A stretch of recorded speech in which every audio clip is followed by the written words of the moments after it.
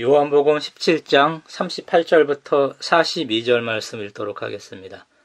아리마대 사람 요셉은 예수의 제자이나 유대인이 두려워 그것을 숨기더니 이 일 후에 빌라도에게 예수의 시체를 가져가기를 구하매 빌라도가 허락하는지라 이에 가서 예수의 시체를 가져가니라. 일찍이 예수께 밤에 찾아왔던 니고데모도 모략과 침향 섞은 것을 100리터라쯤 가지고 온지라. 이에 예수의 시체를 가져다가 유대인의 장례법대로 그 향품과 함께 세마포로 쌌더라. 예수께서 십자가에 못 박히신 곳에 동산이 있고 동산 안에 아직 사람을 장사한 일이 없는 새 무덤이 있는지라. 나폴레옹이 사용하던 칫솔이 24,000달러에 팔렸습니다. 히틀러가 한 번 탄 고물 자동차가 1,500달러에 팔렸습니다. 존 F 케네디 대통령 분이었던 제클린 오나시스가 사용하던 가짜 목걸이가 21만 달러에 팔렸습니다.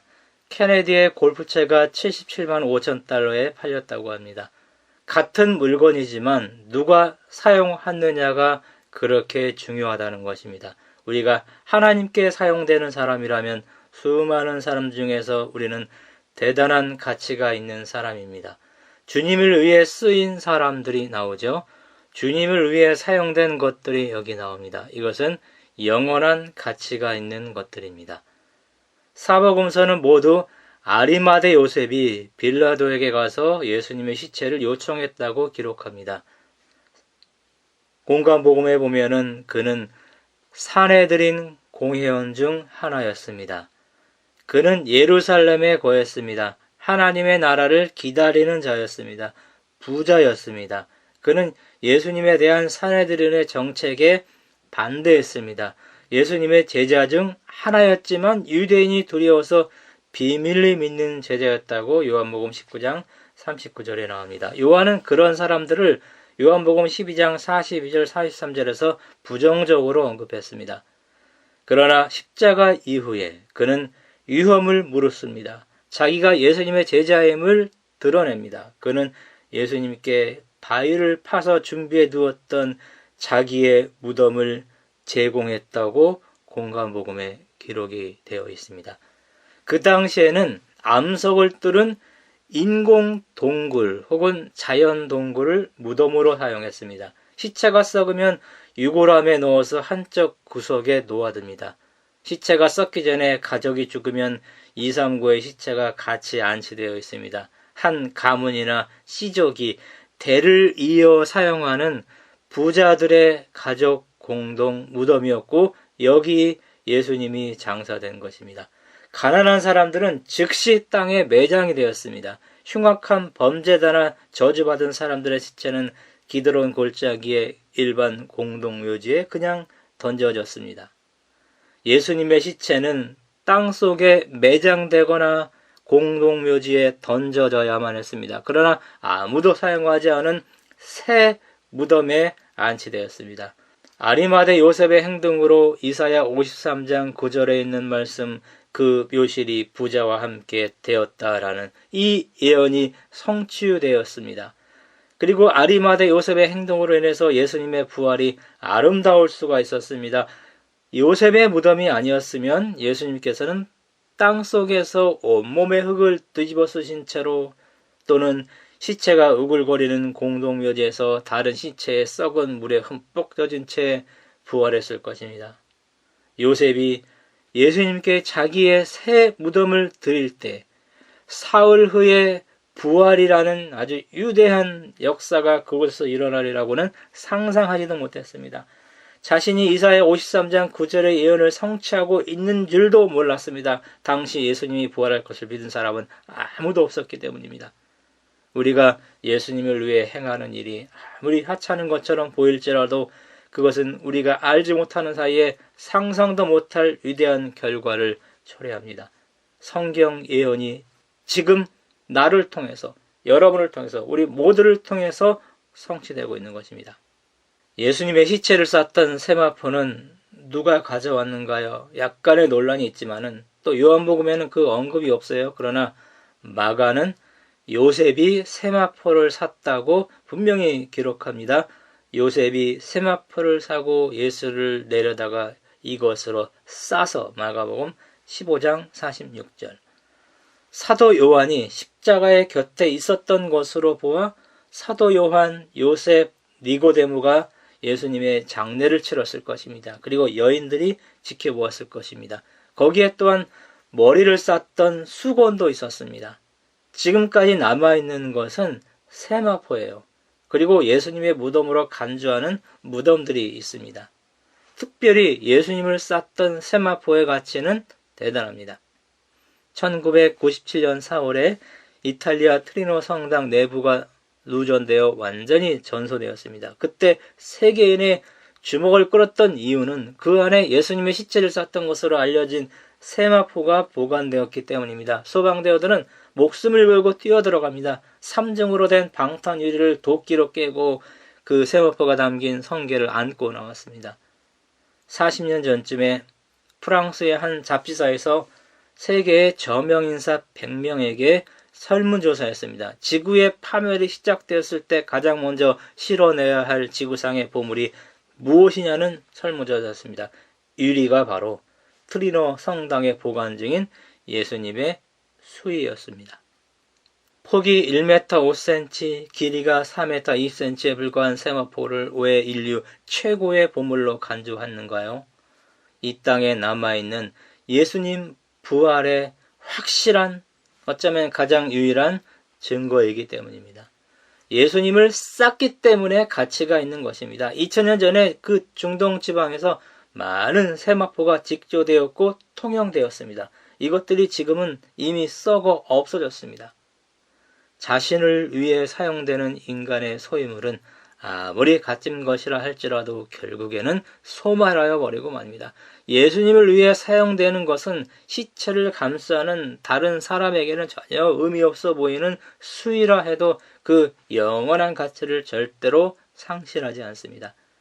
내가 지금 소유하고 있는 것 중에 2000년 후까지 남아있을 것이 무엇인가요? 나 자신을 위해 사용된 것은 쓰레기가 되고 결국은 흙이 됩니다. 그러나 내가 가진 것, 하찮은 것이라도 주님을 위해 그것이 사용된다면 그 가치는 영원히 소멸하지 않습니다. 시간이 흐를수록 오히려 그 가치는 상승하게 됩니다. 니고데모가 등장합니다.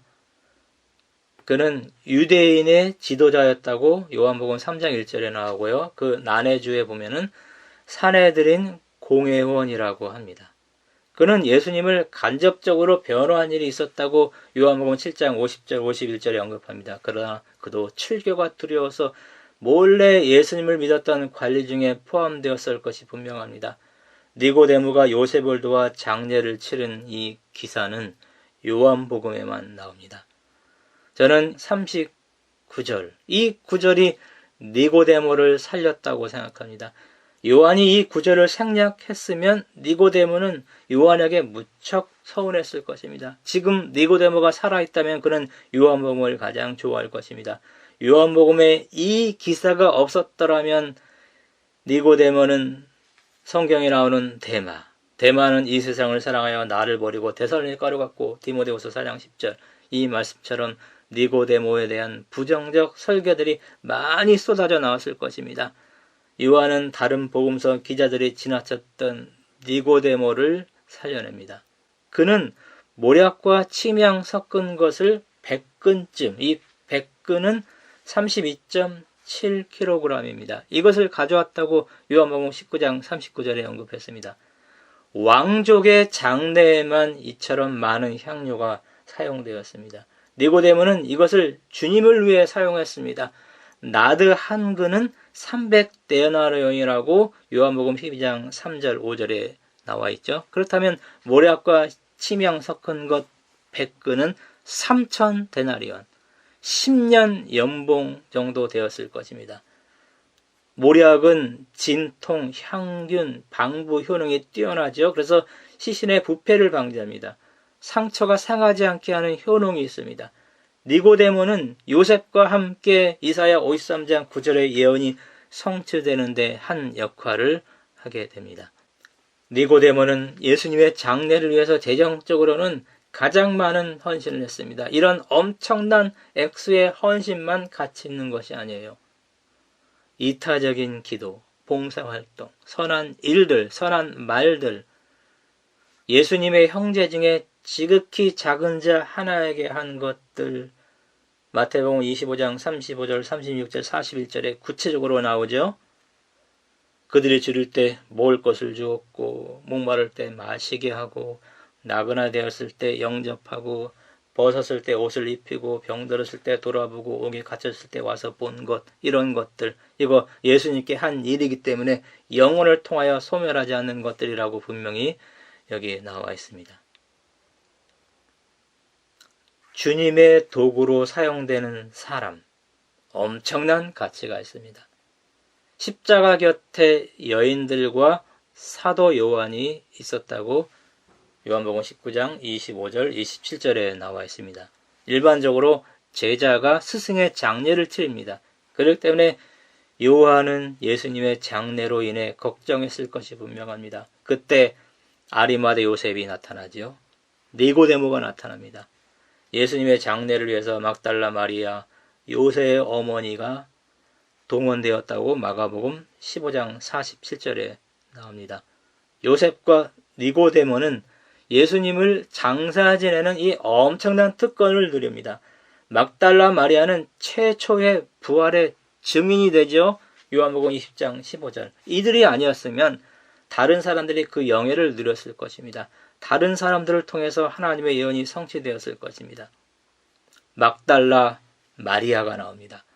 환락과 타락의 도시 막달라에서 창녀 생활을 했습니다. 7 귀신 들렸던 사람이죠. 누가복음 8장 2절. 그러나 예수님을 만나 변화되었습니다. 십자가에서 제자들이 다 도망갈 때도 끝까지 그 현장을 지키고 있었습니다. 요셉과 니고데모 그리고 요한이 예수님을 장사 지낼 때도 그것을 지켜보고 있었습니다. 사흘째 되던 이른 새벽, 아직 온 천지가 어둡고 다른 사람들이 자고 있을 때 겁도 없이 다른 두 여인과 함께 예수님의 무덤을 찾습니다.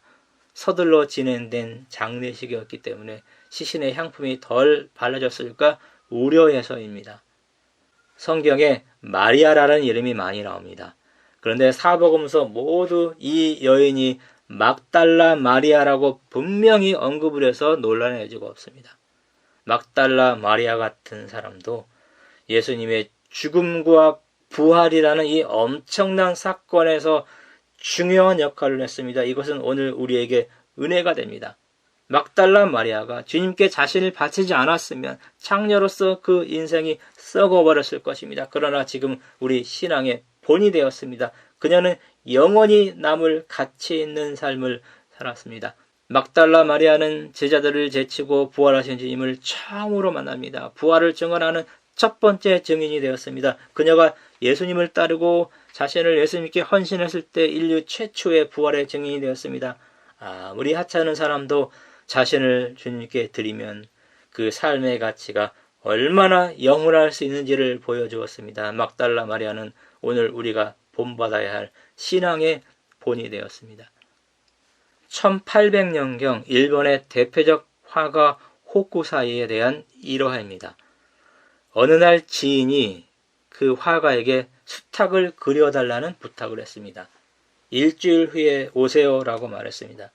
일주일 후에 왔을 때 호쿠사이는 2주일 연기를 부탁합니다.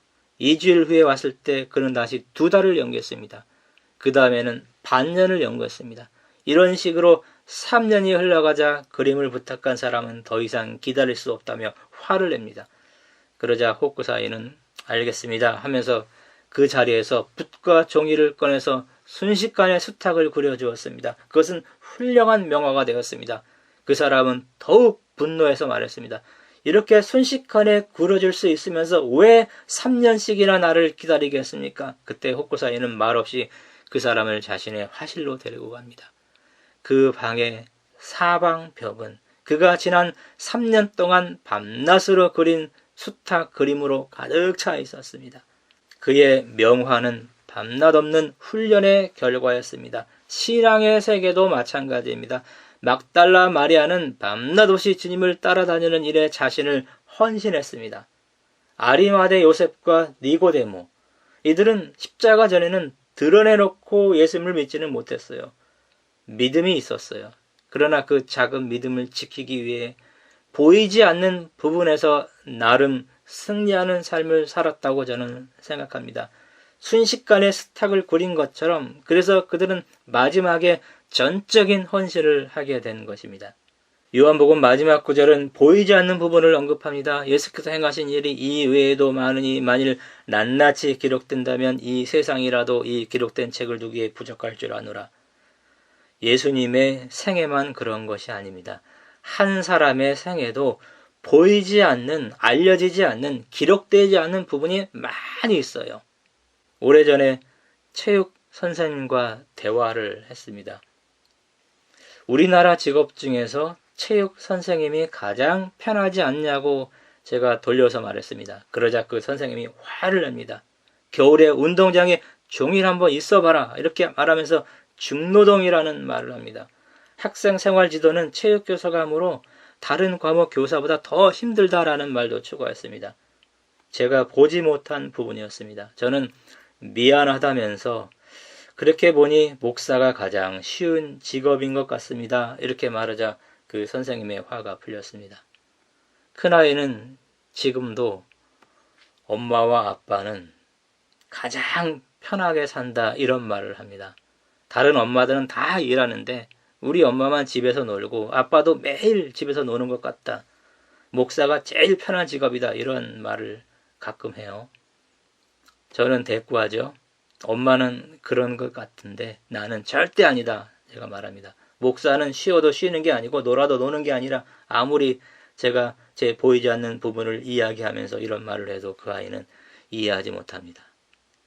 세상, 자연계, 사람, 신앙 여기에는 보이는 부분이 있어요. 보이지 않는 부분도 있습니다. 빙산이 물과 함께 있으면 밖으로 보일 수 있는 부분은 전체 빙산의 30-40% 정도입니다. 물 밑에는 보이지 않는 60-70%의 빙계가 있습니다. 오리가 우아하고 한가롭게 물 위에 떠 있는 것처럼 보여요. 그러나 그 물 밑에 있는 물갈퀴가 있는 발이 쉴 사이 없이 막 움직여서 헤엄을 치는 것입니다. 그리고 꼬리 부분에 기름이 나와야 돼요.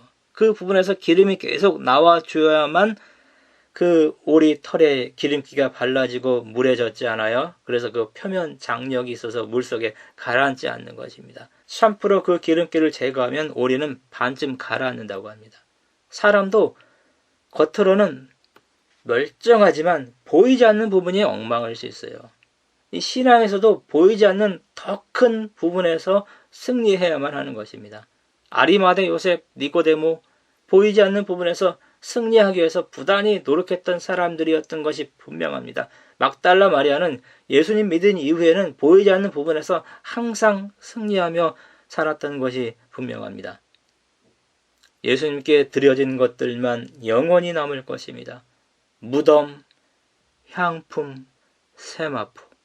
그동안 무의식 중에 가장 연약한 예수님의 형제들에게 제공했던 밥 한 끼, 물 한 대접, 나그네를 대접한 것, 옷 한 벌 준 것, 환자를 방문한 것, 옥바라지한 것, 용기와 위로를 주는 친절한 말 한마디, 이런 것들도 영원히 남을 것들입니다.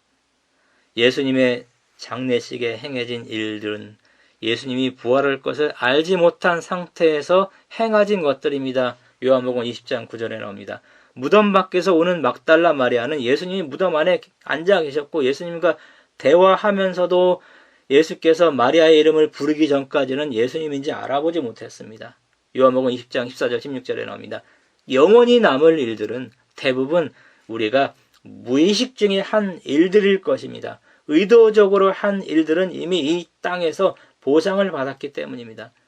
자신을 온전히 주님께 드려서 주님께 사용되는 사람이 되면 얼마나 좋을까요? 자기 소유의 일부를 주님을 위해 사용할 특권을 누리면 얼마나 좋겠는가요? 영원히 남는 인생이 되면 얼마나 좋겠습니까? 우리 모두 이런 사람들이 되기를 바랍니다.